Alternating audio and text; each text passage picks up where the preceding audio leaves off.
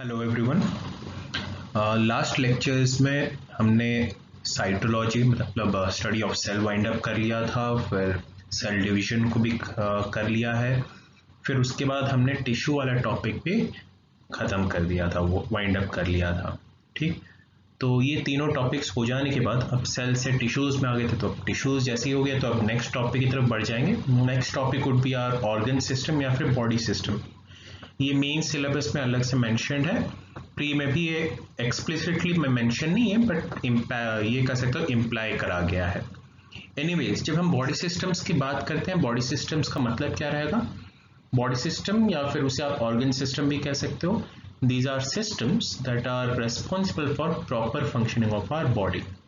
साथ ही साथ ये सारे के सारे बॉडी सिस्टम्स एक एक इंडिविजुअल फंक्शन को मैनेज करते हैं हमारी बॉडी में, जिसकी वजह से हम सर्वाइव कर पाते हैं या फिर we continue to live on. So the body system that we are going to deal today is digestive system. ठीक, तो आज का बॉडी सिस्टम हमारे लिए रहेगा डाइजेस्टिव सिस्टम। यहाँ पे अगेन हम प्री और मेंस के पर्सपेक्टिव से बात करते हुए चलेंगे। Okay, so what is the work of digestive system? Normally सबको पता ही होगा डाइजेस्टिव सिस्टम का काम क्या है। खाने को पचाना मतलब डाइजेस्ट करना और उससे न्यूट्रिएंट्स वगैरह को एब्जॉर्ब करना, यही हमें पता है, बट इस स्पेसिफिक टॉपिक में हम इसे डिटेल से पढ़ेंगे। So what is digestive system? The system by which ingested food, यहाँ पे इंजेस्टेड फूड का मतलब है इनटेक फूड, जो फूड हमारी बॉडी में एंटर होता है या फिर जिसे हम कंज्यूम करते हैं। The system by which ingested food is acted upon by physical and chemical means to provide the body with absorbable nutrients and to excrete waste products. तो सिस्टम के सारे हम क्या करते हैं, जो इनटेक फूड है उसे हम फिजिकली केमिकली क्या करते हैं, डिग्रेड करते हैं या फिर उसे कन्वर्ट करते हैं किसमें, न्यूट्रिएंट्स में। फिर उन न्यूट्रिएंट्स को तो हम एब्जॉर्ब करते ही करते हैं, उसके अलावा हम इस डाइजेस्टिव सिस्टम में और क्या कर रहे हैं, जो वेस्ट प्रोडक्ट्स है उसे एक्सक्रीट भी करते हैं। सो this is the objective of digestive system. इसे हम मेंस के हिसाब से 3 मार्कर के हिसाब से मार्क करेंगे। Definition of digestive system.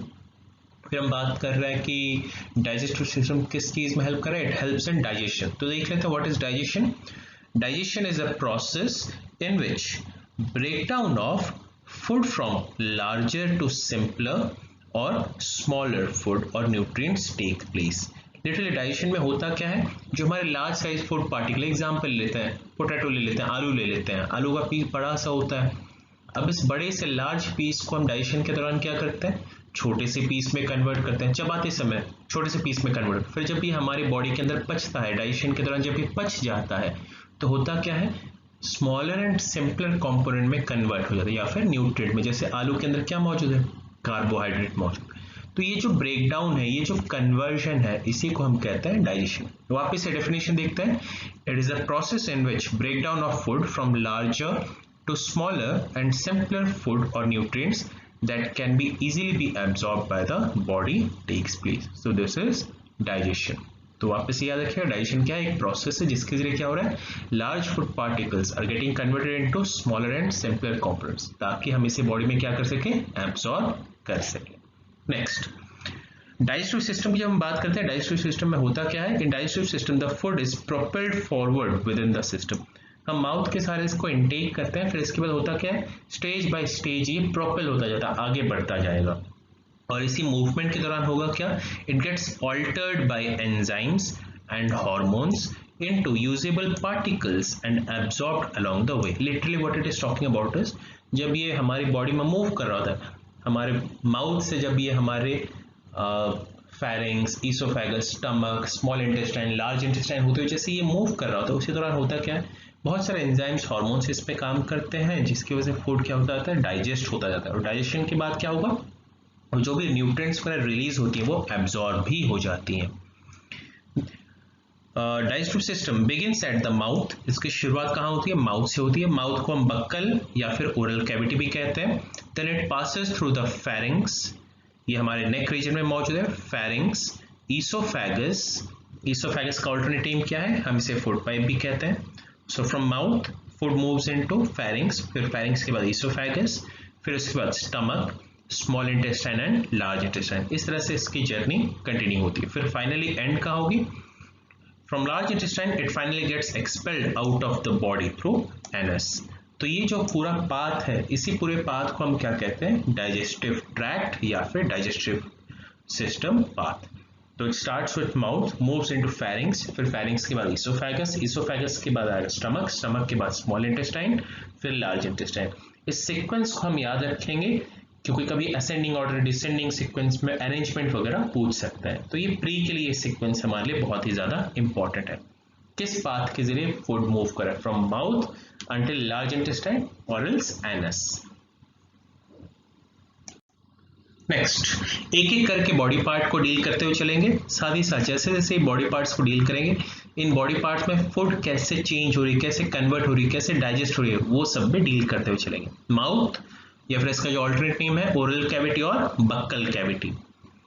Digestion starts with mouth where mouth is like a fissure और गैप। माउथ की अगर हम बात करें, ये कैसे अपीयर होता है, it appears like a fissure या फिर gap which passes through both the jaws। जो हमारा माउथ है, दोनों जबड़ों के बीच में, अपर एंड लोअर जॉ के बीच में गैप, एक केव जैसा स्ट्रक्चर, एक गैप जैसा एक स्ट्रक्चर है, और इसी कैविटी को हम क्या कहते हैं, बक्कल कैविटी। देखते हैं, mouth it starts with mouth and is like a fissure which passes through both the jaws and open in a cavity called as buccal cavity। so जो जॉ जबड़ों के बीच में जो स्पेस है, उसी को हम क्या कहते हैं, माउथ या फिर बक्कल कैविटी कहते हैं। In upper and lower jaws, two separate sequence of teeth exist। हमारे जो दोनों जॉज हैं, जो बकल कैविटी के चारों तरफ जो जबड़े हैं, वहां पे दो सेपरेट सीक्वेंस ऑफ टीथ मौजूद है, जहां पे 16 टीथ मौजूद है। In each jaw there are 16 teeth. ऊपर 16 दांत होंगे, नीचे 16, टोटल हम पता ही है 32 दांत मौजूद है। Next, mouth is responsible for ingestion और intake of food into our body.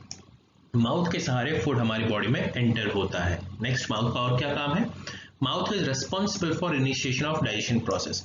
क्योंकि जब हम माउथ में फूड एंटर हो जाता है, होता क्या, हम खाने को चबाने लगते हैं, च्यू करने लगते हैं। जैसे च्यू करेंगे, लार्ज फूड पार्टिकल क्या हो रहा है, स्मॉल फूड पार्टिकल में कन्वर्ट हो रहा है। तो जो डाइजेशन की प्रोसेस है वो माउथ में ही शुरुआत हो जाती है। ऑलरेडी इस साल इसका एक प्री क्वेश्चन आ चुका है, माउथ डाइजेशन स्टार्ट्स विद, ठीक, इस साल का प्री क्वेश्चन भी यहीं से ही आया था। नेक्स्ट, आगे बढ़ेंगे। Mouth provides platform for tongue and teeth। This sentence means over here this mouth क्या कर रहा है, स्पेस प्रोवाइड कर रहा है, जगह प्रोवाइड कर रहा है, किसके लिए, टंग और टीथ के लिए। ठीक, स्पेशली ये जो स्लाइड है ये हमारे लिए प्री के हिसाब से इंपॉर्टेंट रहेगा। आगे बढ़ते हैं। टीथ, अगर हम टीथ की बात करें, दांतों की अगर हम बात करें, these are hard structures found exclusively in all vertebrates including human। ये वर्टिब्रेट में पाया जाएगा। वैसे वर्टिब्रेट आपको याद होगा, वर्टिब्रेट क्या है, ये वो ऑर्गेनिजम्स हैं जिनके पास वर्टिब्रल कॉलम है, रीढ़ की हड्डी मौजूद है, बैकबोन मौजूद है, हम उन्हें कहते हैं vertebrates. so teeth are found in vertebrates। next, enamel is a thin outer covering of the tooth। शायद आपने बचपन में पढ़ा भी होगा। टीथ याद रखिएगा, teeth is plural while tooth is singular. Anyways, tooth या फिर टीथ के चारों तरफ क्या मौजूद है, एनामल मौजूद है। एनामल एक पतली सी एक कोटिंग होती है जो कि टीथ को मजबूती प्रोवाइड करती है। By the way, it is the hardest substance in our body. Which one is the hardest substance, enamel is the hardest substance in our body, जो हमारे दांतों को मजबूती प्रोवाइड करता है। ठीक, तो इस चीज को हम याद रखेंगे। Next, teeth is responsible for mastication of food. Mastication का मतलब है जो ब्रेक डाउन कर रहे हैं, बड़े लार्ज पीस से जो छोटे पीस में कन्वर्ट करते हैं, चबाते हैं, इसी को हम कहते हैं mastication of food. So teeth is responsible for mastication of food by process of cutting, tearing and chewing. Cut करके, टीयर करके और च्यू करके हम फूड को क्या कर रहे हैं, एक पेस्ट फॉर्म में लाते हैं, चबा देते हैं, इसी को हम कहते हैं मैस्टिकेशन ऑफ फूड।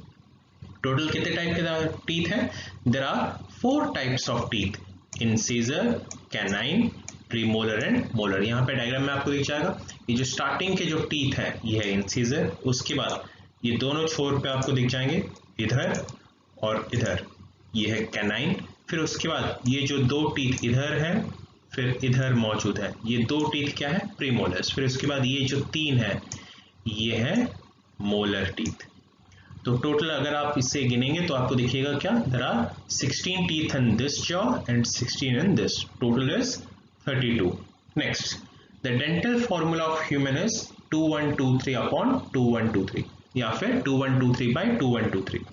ओके, जब हम डेंटल फॉर्मूला की बात करते हैं, ध्यान रखिएगा, डेंटल फॉर्मूला का मतलब ये है, हम जो कोई भी एक जॉ ले लेते हैं, अपर जॉ लोअर जॉ कोई भी ले लीजिए, हम उसे हाफ कर रहे हैं। जैसे इस सीक्वेंस को याद ध्यान से देखिएगा, हम उसे हाफ कर रहे हैं। ठीक, लेफ्ट साइड और टॉप कॉर्नर पे ध्यान दीजिए।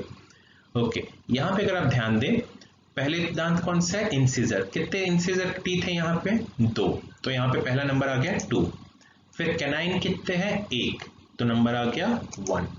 फिर प्रीमोलर कितने हैं? 2 प्रीमोलर है, नेक्स्ट वन इज 2। फिर मोलर कितने हैं? 3, तो ये आ गया 3। तो यहाँ पे अगर देखें 2 1 2 3, तो ये अपर जॉ का एक हाफ। फिर ये जो 2 1 2 3 है नीचे वाले जॉ के लिए सिमिलरली यहाँ पे 2 इंसिजर, 1 कैनाइन, 2 प्रीमोलर और ये 3 मोलर। 2 1 2 3 बाय 2 1 2 3, तो ये अपर हाफ का टीथ और लोअर हाफ का टीथ ये बता रहा है। टोटल कर लीजिए, 2 + 1 + 2 + 3 टोटल हो जाएंगे 8, 8 बाय 8। तो इस पार्ट में 8 दांत है, इधर 8 इंटू 2 कर दीजिए, इधर 8 और इधर 8 जोड़ देंगे तो फिर टोटल हो जाएगा 32 दांत, ऊपर 16 नीचे 16। सो ये जो डेंटल फॉर्मूला इसे हम याद रखेंगे। What is dental formula of human? 2123 upon 2123। जहां पे हम क्या बता रहे हैं, जो हमारे टाइप्स ऑफ टीथ बताई जा रही है, 4 नंबर है, मतलब 4 अलग अलग टाइप के दांत हैं, प्लस उनके नंबर को भी बता रहे हैं, लेकिन यहाँ पे हाफ नंबर बताया जा रहा है, अपर हाफ और लोअर हाफ। ठीक, तो इसे इस सीक्वेंस जो ये जो स्लाइड है इसे हम प्री के हिसाब से मार्क करेंगे। याद ये रखना है, टीथ की कोटिंग कौन सी है? एनामल। साथ ही साथ ये क्या है? Hardest substance of the body. Plus इसका काम क्या है? It is important for mastication of food. Mastication का मतलब है चबाना। नेक्स्ट, कितने टाइप की टीथ है? Incisor, canine, premolar and molar. Dental formula क्या है? 2123 अपॉन 2123। बाय द वे, एक इंटरेस्टिंग फैक्ट है, मोलर टीथ जो है हमारा, ठीक, यहाँ पे जो मेंशन करा गया मोलर टीथ का एक ऑल्टरनेट नेम है, इसे विजडम टीथ भी कहते हैं। ध्यान से अगर देखें, ये जो आपको 3 मोलर टीथ दिख रही है, इसकी जो आखिरी वाला ये जो दांत है, ये जो मोलर है, स्पेशली इसी मोलर को हम कहते हैं विजडम टीथ। इसका हिंदी नेम रहेगा अक्ल वाले दांत। ठीक, इसे विजडम टीथ इसलिए कहा जाता है क्योंकि अराउंड 16-17 ऑफ ईयर एज के बाद आता है। इसी एज में होता है कि मेंटल मैच्योरिटी, ब्रेन की डेवलपमेंट पूरी तरह से कंप्लीट हो जाती है, हमें अक्ल आ जाती है। तो इसी वजह से इस टीथ को हम क्या कहते हैं? मोलर टीथ या फिर विजडम टीथ, अक्ल वाले दांत। क्योंकि जब ब्रेन पूरी तरह से मैच्योर हो जाता है, उसी दौरान, उसी एज के आसपास ये आनी शुरू होती है। ठीक, आगे बढ़ते हैं। नेक्स्ट और part of mouth is tongue. अभी हमने पढ़ा था टंग माउथ का एक पार्ट है। ओके, देखते हैं टंग के बारे में। It is a muscular organ, ये पूरी तरह से मसल से बना हुआ है। कहाँ पाया जाएगा? It is found at the floor of the buccal cavity, mouth के फ्लोर पे ये पाया जाएगा, लोअर जॉ के फ्लोर पे पाया जाएगा। It contains taste buds on it that are responsible for differentiation of test.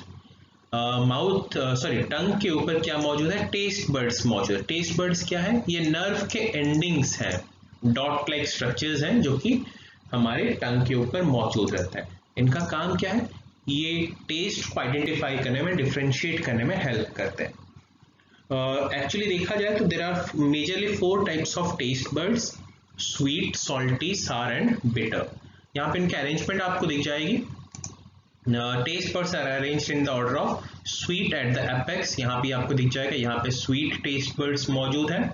फिर फॉलोड बाय सॉल्टी, यहाँ पे जो ये जो टिप और ये साइड वाले जो एरिया है, यहाँ पे सॉल्टी टेस्ट बड्स मौजूद है। आपने देखा होगा जब आप खाने में नमक वगैरह चेक करने के लिए मम्मी वगैरह क्या करते हैं, टिप पे वो चेक करते हैं, तो रीजन यही रहता है।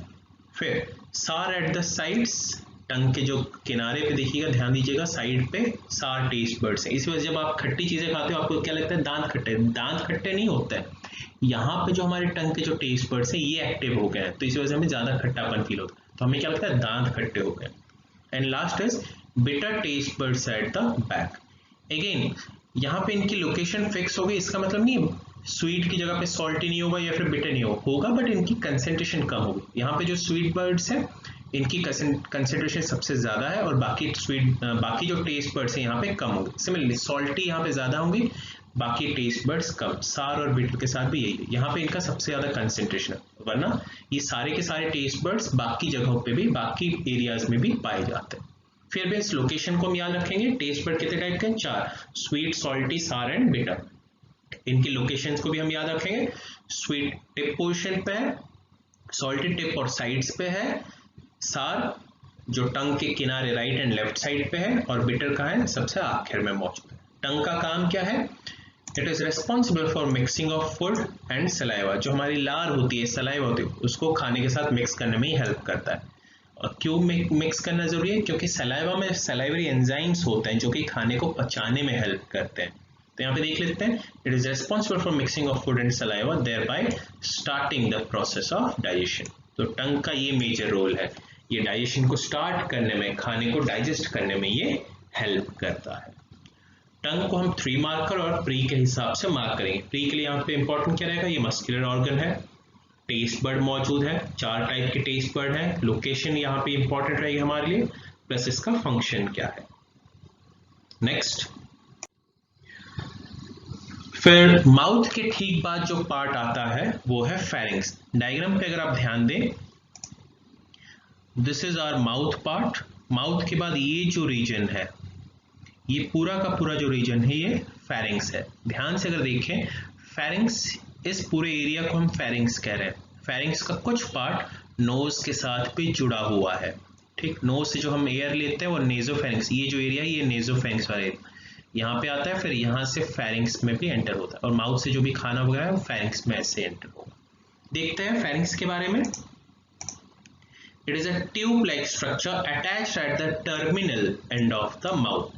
जो माउथ का जो टर्मिनल एंड है यहाँ पे ये पाया जाएगा, अटैच्ड पाया, ये जो एरिया है ये है फेरिंग्स का रीजन। यहाँ पे मेंशन भी करा गया है ये pharynx. It is a common passage for both food and wind या फिर एयर। नोज से जो भी हम एयर को इनहेल करते हैं और माउथ के सहारे जो भी खाना कंज्यूम करते हैं वो इसी फेरिंग्स के सहारे बॉडी में एंटर होता है, तो इस वजह से एक कॉमन पैसेज की तरह काम करे। It is a 12 centimetre long canal that further divides into esophagus and trachea।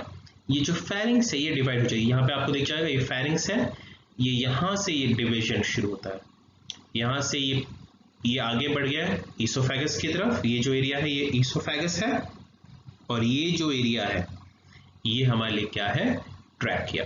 तो जो फेरिंग्स है ये 2 हिस्सों में बढ़ जाता है, ईसोफेगस में बढ़ जाएगा और ट्रैकिया में बढ़ जाएगा। ईसोफेगस को हम कहते हैं फूड पाइप, क्योंकि यहाँ से फूड पास करता है, और ट्रैकिया को हम कहते हैं विंड पाइप, क्योंकि इसके सहारे एयर पास करता है। तो इस चीज को ध्यान रखिए, हमने यहाँ पे एक टर्म भी यूज करा था, it is a common passage for both food and wind या फिर एयर। तो रीजन यही है, क्योंकि फेरिंग्स आगे चल के डिवाइड हो जाता है ईसोफेगस और ट्रैकिया में। देखते हैं फेरिंग्स का फंक्शन क्या है। It is mainly involve in passage of food from the mouth through the oesophagus. तो इसका मेजर ऑब्जेक्टिव क्या है? ये फूड को कहाँ पास करता है? ये फूड को फ्रॉम द माउथ, ये माउथ से ये ईसोफेगस में ट्रांसफर करने में हेल्प करेगा। तो इस चीज को हम याद रखेंगे। So its objective is to pass food from the mouth to your oesophagus. Next, it is also part of respiratory system as air travels through the pharynx into the lungs. Nose के सहारे जो भी हम air inhale करते हैं ये pharynx में enter होगा, फिर फेरिंग्स के सहारे ये लंग्स, ट्रैकिया से होते हुए लंग में भी एंटर हो जाता है। तो ये रेस्पिरेटरी सिस्टम का भी पार्ट है, ठीक। फेरिंग्स को हम प्री के लिए मार्क करेंगे, प्लस मीन्स में 3 मार्कर के तौर पे मार्क करेंगे। Next one is oesophagus. यहाँ पे 2 स्पेलिंग आपको दिख जाएगी, एक ही आपको दिख जाएगा OESOPHAGUS और ESOPHAGUS। दोनों सेम प्रोनाउंसिएशन है, सेम ऑर्गन है, अंतर बस ये है, ये जो OESO वाला जो ईसोफेगस है ये ओल्ड इंग्लिश है, यूके इंग्लिश है, ब्रिटिश इंग्लिश है, और जो ESO वाला जो ईसोफेगस है ये अमेरिकन इंग्लिश है, न्यू इंग्लिश है। दोनों सही है, किसी में भी स्पेलिंग मिस्टेक नहीं है, दोनों में से कोई सा भी यूज करिएगा चल जाएगा। ओके, देखते हो ईसोफेगस के बारे में।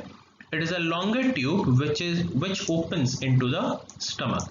ये फेरिंग्स से आगे बढ़ता हुआ, ये इस एरिया में फेरिंग्स मौजूद है, फेरिंग्स से आगे बढ़ता हुआ क्या पाया जाएगा? ईसोफेगस। और ईसोफेगस का काम क्या है?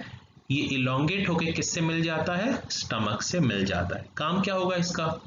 ये फूड को ट्रांसफर करता है, कहाँ? माउथ से होते हुए फेरिंग्स में एंटर होता है फूड, फिर फेरिंग्स से फूड को ये ईसोफेगस के थ्रू स्टमक में पास करने में हेल्प करता है।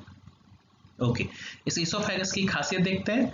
On its walls mucus glands are present. Mucus क्या है? एक चिपचिपा सा मटेरियल, ग्रीस जैसा एक मटेरियल होता है, और इस ग्रीस जैसे मटेरियल का काम क्या है?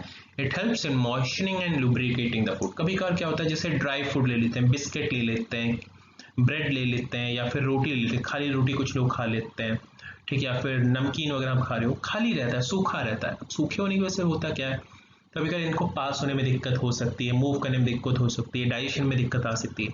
तो इसोफेगस का काम ये रहता है कि जब भी फूड फेरिंग से होते हुए, इसोफेगस से होते हुए कहाँ एंटर करता है? स्टमक में एंटर करेगा। इसोफेगस की दीवारों पे जो म्यूकस, एक चिपचिपा सा एक मटेरियल रहता है, ग्रीस जैसा एक मटेरियल रहता है, ये क्या करता है? फूड को मॉइस्चराइज भी करेगा, प्लस उसे लुब्रिकेट भी करता है, ताकि हमारी स्टमक में आसानी से एंटर हो सके। सो ये मेजर फंक्शन है, इसको मार्क करके रखेंगे।